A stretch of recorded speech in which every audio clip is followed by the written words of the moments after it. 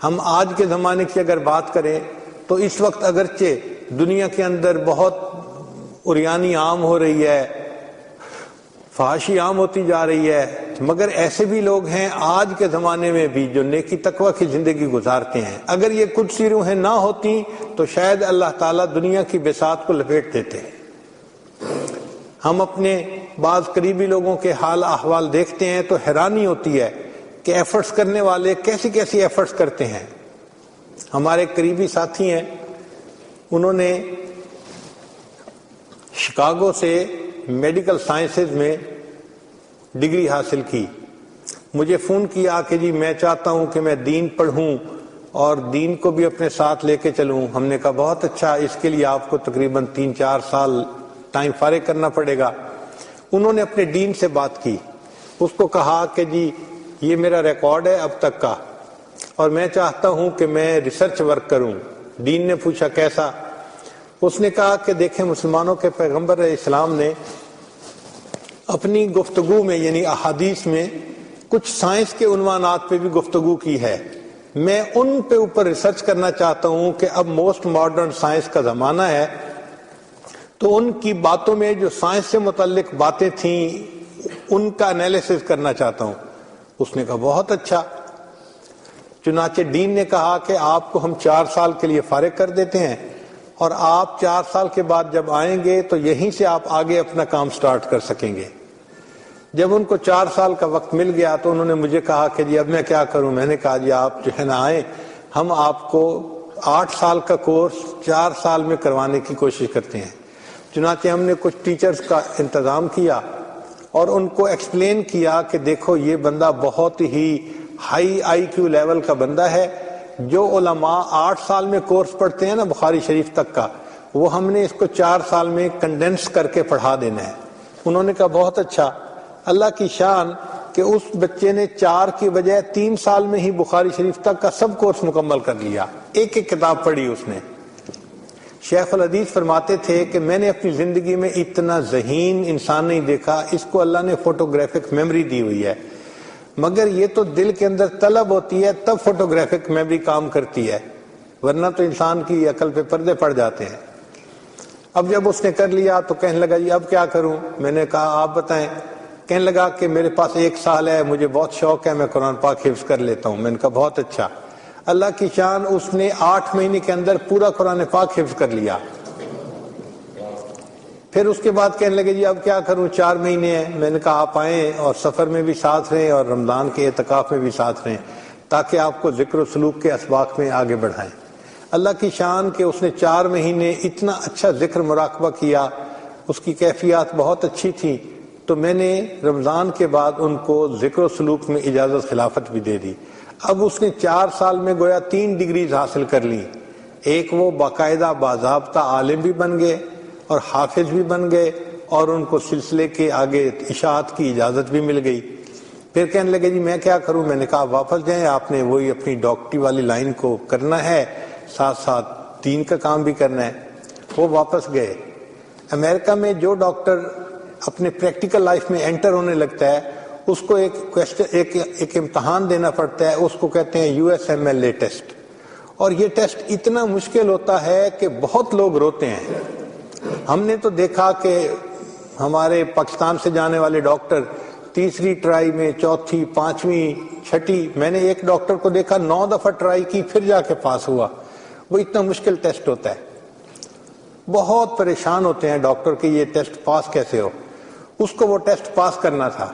اللہ کی شان 4 سال کا گیپ بھی تھا اور وہ ٹیسٹ بھی دینا تھا، اور وہ ٹیسٹ ایسا ہوتا ہے کہ 6 گھنٹے کا ہوتا ہے اور اس میں 1800 کویسچن ہوتے ہیں، مگر وہ اتنے ٹرکی کویسچن ہوتے ہیں کہ اس کا جواب سوچ کے دینے میں ہی لوگ دھوکہ کھا جاتے ہیں۔ 1800 کویسچنز کا آنسر دینا تھا 6 آورز میں۔ اس بچے نے، آپ حیران ہوں گے کہ 6 گھنٹے کا وہ ٹیسٹ دیا، and he made a history کہ ان دی ہسٹری آف US کسی بندے نے ایسے جو ہے نا نمبر نہیں لیے تھے۔ اس نے 1800 میں سے 1800 مارکس لیے، یعنی US کے اندر یہ ایک ریکارڈ ہے کہ ایک مسلمان بچہ جس کی اوریجن بھی کسی باہر کے ملک سے تھی، اس نے USMLE ٹیسٹ میں 1800 میں سے 1800 مارکس لیے۔ جیسے ہی رزلٹ اناؤنس ہوا تو جو ملک کے بڑے بڑے 3 ہاسپٹل تھے انہوں نے اس کو فرسٹ جاب کا جو ہے نا وہ آفر کر دی، چنانچہ اس کو فرسٹ جاب ملی $2.5 لاکھ۔ اس پر اس کی جاب سٹارٹ ہوئی۔ اس وقت وہ بچہ DNA کے ذریعے کینسر کا علاج کرنا، اس کے اوپر ریسرچ کر رہا ہے۔ اب آپ ذرا غور کریں کہ نوجوان ہے اور امریکہ جیسے ملک میں رہ رہا ہے، وہاں پر گناہوں کے راستے پہ جانے میں کیا رکاوٹ ہے اس کے لیے؟ مگر اس نے دین بھی پڑھا، حفظ بھی کیا، ذکر و سلوک بھی سیکھا، وہ تہجد گزار بھی ہے، اور اس نے اپنی دنیا کی ذمہ داریوں کو بھی ساتھ پورا کیا۔ اور یہ نہیں کہ وہ فارغ بیٹھا ہوا ہے، بلکہ ایک ایسا ریسرچ ورک کر رہا ہے کہ جو دنیا میں اور کہیں نہیں ہو رہا۔ تو یہ لوگ ہمارے لیے قیامت کے دن ایک ریفرنس بن جائیں گے کہ بھئی اگر انہوں نے اسی ماحول میں رہتے ہوئے اتنا کچھ دین کے لیے کیا تھا تو تم نے کیوں نہ کیا؟ اور ہمارے پاس قیامت کے دن کوئی جواب نہیں ہوگا۔ یہ ذہن میں رکھیے گا کہ اگر قیامت کے دن ایک مزدور جائے گا نا تو اللہ تعالیٰ پوچھیں گے تم نے دین کے لیے کیا کیا؟ وہ کہے گا یا اللہ 6 بچے تھے اور 200 دینار جو ہے وہ میری ماہانہ تنخواہ تھی، تو میں تو سارا دن مزدور تھا، چیزیں اٹھا کے وہاں رکھتا تھا، اور مشکل سے میں بچوں کے لیے اتنا کما کے لاتا تھا، اور تھکا ہوا ہوتا تھا، رات کو سو جاتا تھا۔ تو اللہ تعالیٰ فرمائیں گے اچھا ٹھیک ہے، تم نے بچوں کو پالا، تم چلو جنت میں۔ پھر اس کی بیوی جائے گی، بھئی آپ نے دین کے لیے کیا کیا؟ اللہ 6 بچوں کی ماں تھی، گھر میں کوئی ہیلپ نہیں تھی، میں ہی باورچن تھی، اور میں ہی دھوبن تھی، اور میں ہی بھنگن تھی، گھر کے سارے کام چھوٹے سے بڑے مجھے ہی سمیٹنے تھے، 6 بچوں کو بھی میں دیکھتی تھی، خاوند کی ذمہ داریاں بھی میں پوری کرتی تھی، اور میں کیا کرتی؟ اللہ فرمائیں گے اچھا تو نے 6 بچوں کو پالا، چل تو بھی جنت میں۔ لیکن جب ایسے لوگ جائیں گے نا جو آج اپنے آپ کو ڈاکٹر اور انجینئر کہلواتے ہیں اور کہتے ہیں کہ جی ہم نے دنیا میں بڑی تعلیم حاصل کی اور بڑی اچھی جاب کر رہے ہیں اور بڑی ہماری تنخواہیں ہیں اور فرنچ بینیفٹس ہیں، اللہ تعالیٰ پوچھیں گے بتاؤ میرے بندے تم نے دین کے لیے کیا کیا؟ یا اللہ ہمیں تو ٹائم ہی نہیں ملا۔ اچھا تمہارے پاس بہترین گھر بھی تھا، بہترین گاڑی بھی تھی، من پسند کی بیوی بھی تھی، اور تمہارے گھر میں ڈرائیور بھی ہوتا تھا، تمہارے گھر میں میڈ بھی ہوتی تھی، یہ ساری نعمتیں تمہیں میں نے دی تھیں، تو اس کے باوجود تم میرے لیے کچھ نہ کر سکے، تم وقت پہ نماز بھی نہیں پڑھتے تھے، تو ہم اس کا کیا جواب دیں گے؟ پھر بیوی آگے آئے گی، اللہ تعالیٰ پوچھیں گے تم کیا کرتی تھی؟ یا اللہ بس میں تو نماز بھی نہیں پڑھ پاتی تھی۔ کیوں بھائی؟ میرے جی 3 بچے تھے۔ اللہ تعالیٰ فرمائیں گے تمہارے خاوند کی تنخواہ اتنی تھی اور تمہارے گھر میں ہر فیسلٹی تھی، اور گھر میں تمہارے کچن میں الگ ہیلپ تھی، اور صفائی کے لیے میڈ الگ ہوتی تھی، کپڑے دھونے کے لیے الگ ہوتی تھی، اب اتنی آسائشوں کے باوجود کیا تمہیں فرض نماز پڑھنے کی بھی فرصت نہیں ملتی تھی؟ اور تم نے تو یونیورسٹی میں ماشاءاللہ ماسٹرز بھی کر لیا تھا اور گریجویشن بھی کر لی تھی، اگر تم کمپیوٹر سائنسز پڑھ سکتی تھی تو کیا تم نے قرآن پاک کا ترجمہ پڑھا؟ تو وہ کیا جواب دے گی کہ کیا مجھے قرآن پاک آتا نہیں تھا یا میں پڑھنا ہی نہیں جانتی تھی؟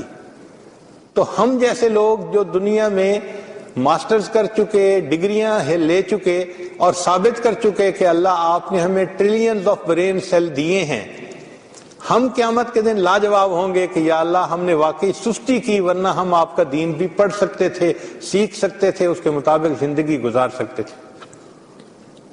ہمارے لیے اس میں کوئی مشکل کام نہیں ہے، اور واقعی آج ہم اپنے ٹائم کو ذرا مینیج کریں تو ہم یہ کام آسانی سے کر سکتے ہیں۔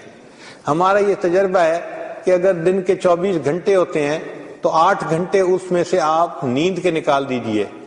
ویسے تو سائنٹیفک ریسرچ یہ ہے کہ 7 گھنٹے کی نیند ہر بندے کے لیے بیسٹ نیند ہوتی ہے، اس سے نیچے ہو تو بھی ہارٹ اٹیک کا اندیشہ ہوتا ہے، 7 گھنٹے سے زیادہ ہو تو بھی ہارٹ اٹیک کے چانسز زیادہ ہوتے ہیں۔ 7 hours sleep is the best time for the human being۔ اس پہ دنیا کی یونیورسٹیوں کے سائنسدان متفق ہو چکے ہیں۔ ہم کہتے ہیں چلو 7 گھنٹے کے بجائے 8 گھنٹے صحیح، تو 8 گھنٹے سونے کے نکال دیں، اور ان 8 گھنٹوں کے بعد پھر 8 گھنٹے ڈیوٹی کے نکال دیں، 16 گھنٹے تو یہ نکل گئے۔ پھر اس کے بعد کے جو 8 گھنٹے ہیں ان میں سے 1 گھنٹہ چلو دفتر آنا آدھا گھنٹہ، جانا آدھا گھنٹہ، تو باقی 7 گھنٹے ہم کیسے گزارتے ہیں؟ آپ اگر غور کریں تو وہ 7 گھنٹے اکثر یا تو دوستوں سے فون پہ بات کرتے ہوئے، یا گھر کے اندر ٹی وی پہ خبریں دیکھتے ہوئے، یا انٹرنیٹ پہ بیٹھے ہوئے، یا اسی طرح کی ای میل سرچ کرتے ہوئے، یعنی ہم اپنی مرضی سے وہ 7 گھنٹے گزارتے ہیں۔ ہم یہ نہیں سوچتے کہ یہ 7 آورز کتنے امپورٹنٹ ہیں ہماری لائف میں۔ اگر ہم ان کو فضول گزارنا چھوڑ دیں اور اسی میں 2-3 گھنٹے ہم ڈیلی نکال کے کسی عالم سے رابطہ کر لیں اور ان سے ہم اپنے گھر میں ہی پڑھنا شروع کر دیں، آسانی سے ہم دین بھی پڑھ سکتے ہیں اور آسانی سے ہم عبادت کے لیے بھی وقت نکال سکتے ہیں۔ ہمارے قریبی تعلق والے دوست ہیں، وہ ڈاکٹر ہیں، میڈیکل ڈاکٹر۔ امریکہ میں وہ ایک یونیورسٹی میں ہیڈ آف ڈپارٹمنٹ تھے۔ امریکہ میں یونیورسٹی میں ہیڈ آف ڈپارٹمنٹ ہونا یہ کوئی معمولی بات نہیں ہے، اور وہ بھی کسی کا بیرون ملک سے جا کے، مگر وہ بہت ٹیلنٹڈ آدمی ہے۔ تو اللہ کی شان کہ ان کو حکومت نے گھر کے ساتھ $2 ملین لگا کر لیبارٹری بنا کے دی تھی ان کی پرسنل ریسرچ کے لیے۔ بہت ہی ذہین انسان ہے۔ وہ مجھے بتانے لگے کہ میں کڈنی ٹرانسپلانٹ کرتا ہوں اور بسا اوقات مجھے 9 گھنٹے بھی لگ جاتے ہیں کڈنی ٹرانسپلانٹ میں، 9 آورز، اور مجھے 9 آورز بہت زیادہ توجہ سے کام کرنا پڑتا ہے۔ اور کہنے لگے کہ آج تک میری زندگی میں میری نماز کبھی قضا نہیں ہوئی۔ میں نے پوچھا کہ 9 گھنٹے آپریشن کے دوران کیا کرتے ہیں؟ کہنے لگے جی اس دوران بھی نماز پڑھتا ہوں۔ کیسے؟ کہنے لگے میں ہر وقت پابندی سے رہنے کی کوشش کرتا ہوں، تو جب میرا نماز کا وقت ہوتا ہے میں اس کو ایک ایسے پوائنٹ پہ پہنچا دیتا ہوں کہ میں اپنے باقی لوگ جو ہوتے ہیں ان کو کہتا ہوں کہ آپ یہ کرو، آپ یہ کرو، and I will join you, اور میں وہیں سے باہر نکلتا ہوں اور میرے گلوز جو ہوتے ہیں ان کو اتار کے، اور آپریشن تھیٹر کے اندر ہی کپڑا بچھا ہوا ہوتا ہے، میں اس کے پر 2 رکعت پڑھ کے پھر دوبارہ اپنے ہینڈ واش کر کے گلوز پہن کے آتا ہوں اور پھر آپریشن شروع کر دیتا ہوں۔ تو اگر ایک سرجن 9 گھنٹے کے آپریشن کے دوران اپنی نماز قضا نہیں ہونے دیتا، تو ہم لوگ اگر اپنے گھر میں ایئر کنڈیشن کمروں میں صوفوں پہ آرام سے بیٹھے چائے پی رہے ہوتے ہیں اور نمازیں قضا ہو جاتی ہیں، تو ہم قیامت کے دن کیا جواب دیں گے؟ اس لیے آج کے دن صرف اس پوائنٹ پہ سوچنا ہے کہ ہم اپنے ٹائم کو مینیج کیسے کریں، تاکہ ہم نعرہ تو لگاتے ہیں جی دین دنیا برابر برابر، مگر دین کو لے کے چلتے نہیں، ساتھ دنیا ہی چل رہی ہوتی ہے۔ دنیا میں کوئی کام ہوتا ہے تو ہم راتوں کو بھی جاگ لیتے ہیں، ہم سفر بھی کر لیتے ہیں، ہم کھانا بھی چھوڑ دیتے ہیں، ہر کام کو ہم اچھے طریقے سے کر کے دکھا دیتے ہیں، ہر اسائنمنٹ کو پورا کر دیتے ہیں، لیکن جہاں دین کا معاملہ ہوتا ہے وہاں ہم بیمار بھی بن جاتے ہیں، لاغر بھی ہو جاتے ہیں، کمزور بھی بن جاتے ہیں، ہم تو یہ بھی نہیں کر سکتے، یہ بھی نہیں کر سکتے۔ ایسے نظر آتا ہے کہ ہم دین کو واقعی اگنور کرتے ہیں اور اس کو ضروری نہیں سمجھ رہے ہوتے، حالانکہ قیامت کے دن اللہ رب العزت کے سامنے پیشی ہوگی تو اللہ تعالیٰ ہم سے پوچھیں گے کہ بتاؤ تم نے دنیا میں میرے لیے کیا وقت گزارا، دین کے لیے کیا کیا۔ تو آج اس بات کو سوچنے کی ضرورت ہے کہ ہم اپنی زندگی کے اوقات کو اس طرح سے مینیج کریں کہ ہم اپنی زندگی میں جو حقوق العباد ہیں وہ بھی پورے کریں اور جو حقوق اللہ ہیں ان کو بھی پورا کریں۔ اچھا انسان وہی ہے کہ جو حقوق اللہ اور حقوق العباد دونوں کو پورا کر کے زندگی گزارے، ورنہ دنیا کے اندر تو ہم بڑی ڈسٹنکشن لے کے پاس ہونے والے لوگ ہیں، اور قیامت کے دن اگر ہمیں کھڑا کیا گیا کہ تم نے تو یہ بھی نہ کیا، یہ بھی نہ کیا، یہ بھی نہ کیا، تو پھر قیامت کے دن کی ذلت سے بڑی ذلت تو کوئی نہیں ہو سکتی۔ چلیں آپ لوگ سب انجینئر ہیں، ایک چھوٹی